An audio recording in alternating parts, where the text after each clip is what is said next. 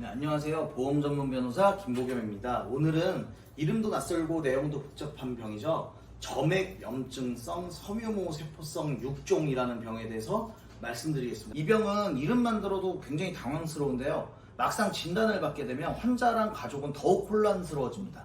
가장 큰 이유는요. 이 병이 과연 암으로 보장이 되는지, 보험금은 어떻게 청구할 수 있는지, 그리고 보험사와 분쟁이 생길 때 무엇을 준비해야 하는지 명확하게 알기 어렵기 때문입니다. Ovulated, high-signal soft tissue mass with internal septations in the subcutaneous compartment of the leg. On CT, the lesion is hypoattenuating without calcification. Post-contrast T1. Within normal connective tissue, fibroblasts maintain the extracellular matrix. When DNA in one of these cells is damaged, mutations arise. The altered cell attracts inflammatory leukocytes. 성장 속도가 빠르지는 않지만 재발률이 매우 높다는 점이 특징입니다. 수술을 해도 같은 자리에 다시 생기기 때문에 환자분들이 굉장히 오랜 기간 불안과 고통을 겪게 되죠.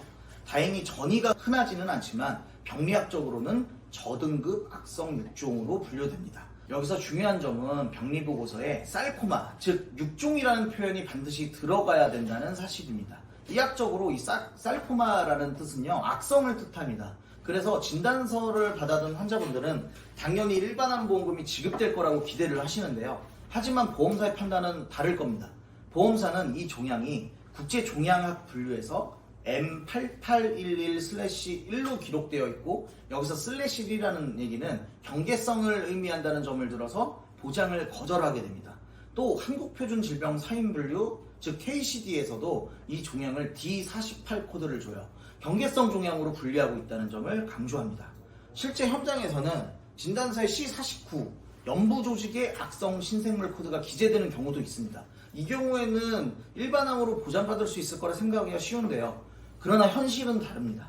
보험사들은 병리학적으로 이 종양이 경계성에 해당한다고 주장하며 C49 코드가 붙었더라도 일반암 보험금 지급을 거절하는 경우가 굉장히 많습니다. 즉, 해당 코드만으로는 결과가 보장되지 않는다는 뜻입니다. 더구나 실제로는 C49보다 D48 코드가 발급되는 경우가 훨씬 많은데요. 2021년에 KCD 8차 개정에서 이 종양이 경계성 종양으로 편입이 되면서 진단 시점 기준으로 코드를 적용하는 최근 상품에서는 대부분 D48로 기록이 됩니다. 따라서 보험금 지급 거절이 기본 입장으로 이어지고 환자는 큰 혼란과 억울함을 겪게 됩니다. 자, 여기서 환자분들이 가장 많이 물어보시는 것이 있는데요. 그럼 가입 시점이 언제인지도 중요한가요? 라는 질문입니다. 결론부터 말씀드리면 매우 중요한데요. KCD 8자는 2020년 7월에 고시되어 2021년 1월부터 시행이 됐습니다. 따라서 그 이전에 가입하신 분들은 계약 당시에 이 병명이 존재하지도 않았던 상황입니다. 당시에는 대부분 sarcoma, 악성 코드로 기재되었기 때문에 일반암 보험금 지급을 주장할 근거가 충분합니다. 실제로 계약 시점 기준을 적용해서 일반암 보험금을 지급한 사례도 많고요. 하지만 2020년 이후에 판매된 일부의 상품은 달라졌는데요. 약관에 보험금 지급 기준은 진단 시점에 KCD 분류를 따른다라는 조항이 들어간 경우입니다. 이런 조항이 있으면 계약 시점이 아무리 예전이라도 진단 시점에 KCD 8차가 적용이 되니까 결국 D48 코드가 적용이 될 거고 보험금은 거절되는 경우가 많습니다. 환자분 입장에서는 이 조항 하나가 운명을 갈라놓는 셈이죠.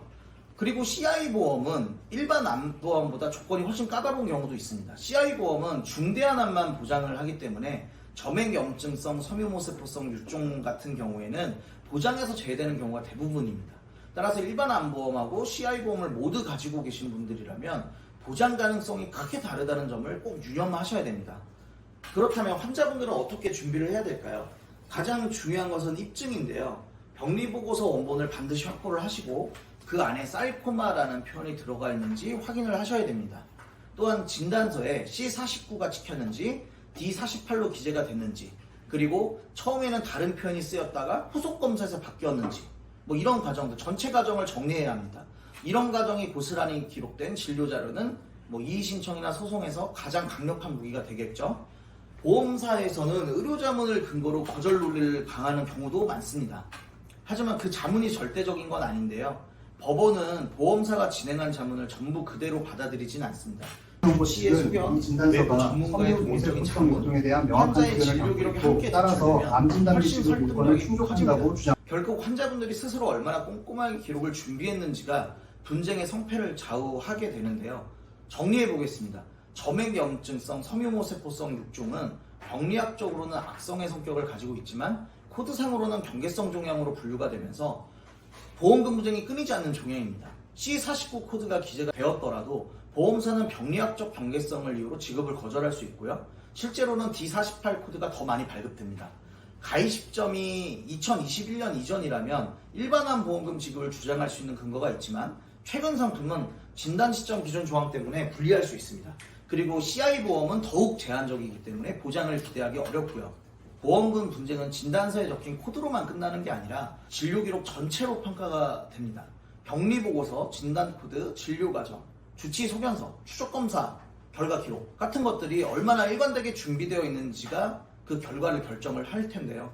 작은 차이가 큰 결과를 만드는 만큼 환자분들은 반드시 철저한 준비를 하셔야 됩니다. 보험사는 언제나 자신들의 논리를 앞세우고 있지만 환자분들의 기록 갈증이 그것을 넘어설 수도 있습니다. 보험은 이름이 아니라 기록에 반응을 합니다. 점액염증성 섬유모세포성 육종이라는 낯선 이름에 겁먹기보다 철저히 준비한 기록으로 권리를 지켜내는 것이 진정한 해답이 될 수 있습니다.